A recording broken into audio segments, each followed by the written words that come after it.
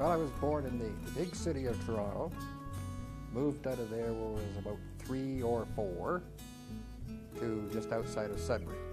And I grew up there and stayed there, worked for what everybody seems to be raised in Sudbury for, worked for Mother Inco for about 10 months and figured, no, there's got to be a better way to live than this. And I was a mechanic for a while, drove truck. And in 1970, Inco went on strike one too many times and all the jobs disappeared, and I said enough of this, and I went back to Toronto. And there I worked for the customs broker for a couple of years until my legs went. And during that time I also got married. But the legs went, they wouldn't let me work. So I said, I've got to do something. Watching soap operas is just not my thing. So I said, can I go back to school? And they said, yeah, sure, why not? The only pressure there is what you make for yourself. So I went back and took architectural technology, figuring if my legs went, I would never have to worry about it. You don't need your legs to do that job.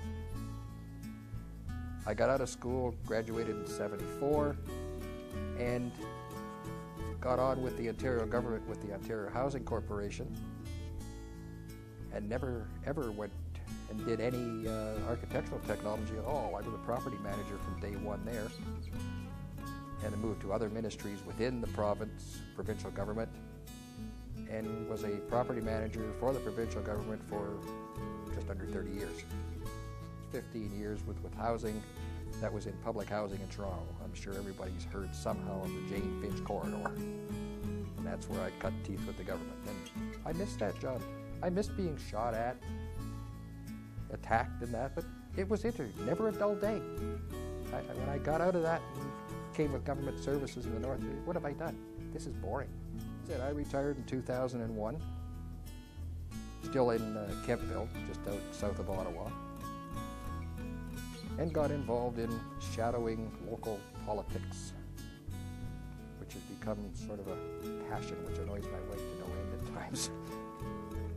But I always believed if I can save myself a tax dollar, I'm also saving that for all my neighbors too.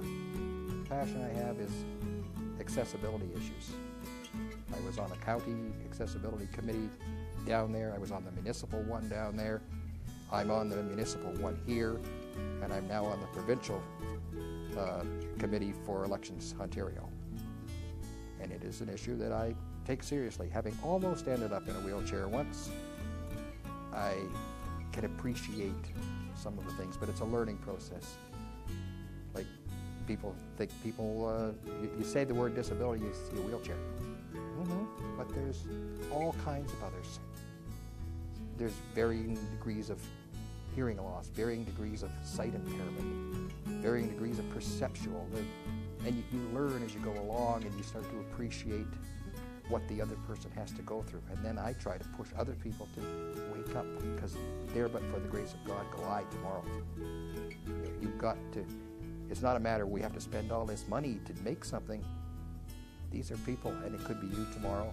And it's unfortunately, but it is the way it is, it's a growing number of these people. So we've got to be aware and do what we have to do. So I'm a bit of a pain in the backside to councils at times, but that's me. That's what I do.